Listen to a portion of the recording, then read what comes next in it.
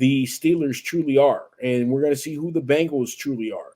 And you know what? The Steelers, let's keep it real. You know, a lot of people were dogging the Steelers out. They just fired their offensive coordinator in Canada this morning, all that good stuff.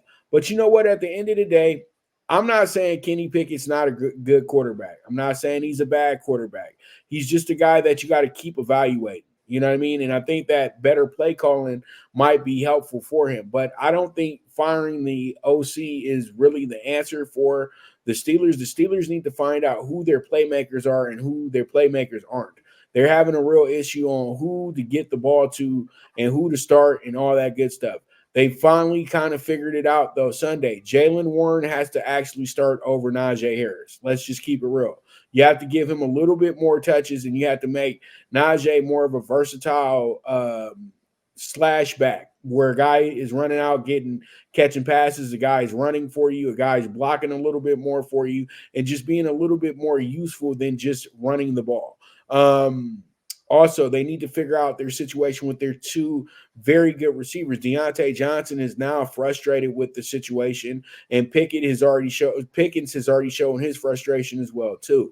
So there's just a lot of things on the offensive end that the Steelers need to clean up, but their defense is absolutely carrying them at this point. So their offense really hasn't had to have a big spotlight on them, even though a lot of people still point out the offense day in and day out. And I think that Canada was a guy that was figuring out how to get it all together. And you fired him after playing the best defense in the NFL. That's a total disrespect to the Browns, who have literally the most points the Browns have given up at home this year was 28 to the Ravens and 10 to the Steelers. So you think that they're still the same old Browns, and that's where you messed up at in the first place, Jeff. You know what I mean? That's where you messed up in the first place, because you're not better than the Browns this year. And you got to get that ego. You got to get that ego shit out of here. You got to stop thinking about, when Big Ben was here and all that stuff. That's what the biggest problem is with the Steelers right now. They feel like Pickett can do the things that Ben did, and he can't. He just can't. Sorry, he just can't do it. But he can be a good game manager, and you have to give him a good offense to manage. That's what the issue is.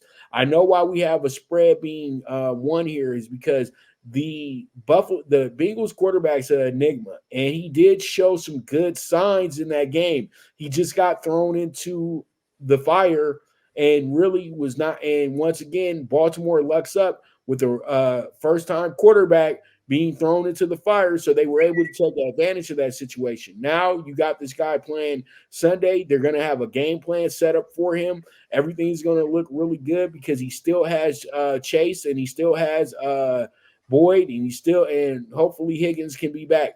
But honestly, the Bengals aren't going to do anything if Sam Herbert's not on that field. Sam Herbert is by far one of the most important players not named Joe Burrow on that team. And by him not being around the last few weeks, the Bengals defense has been really shaky. So I truly do think if it's really about him showing up, but the Steelers are in a must-win situation. The Bengals are just trying to survive. I'm going to take the Steelers with the minus 115 on the money line. We talked in August, September, the most competitive, the best division in football is right here, the AFC North. And now as the dust is settling, the Ravens are standing up top, looking below, and no Deshaun Watson, no Joe Burrow, and they know deep down Kenny Pickett is not going to beat them. I think they'd have a better shot, believe it or not. I was the guy yelling and screaming at Big Ben's last 2 years where he couldn't throw it over 20 yards.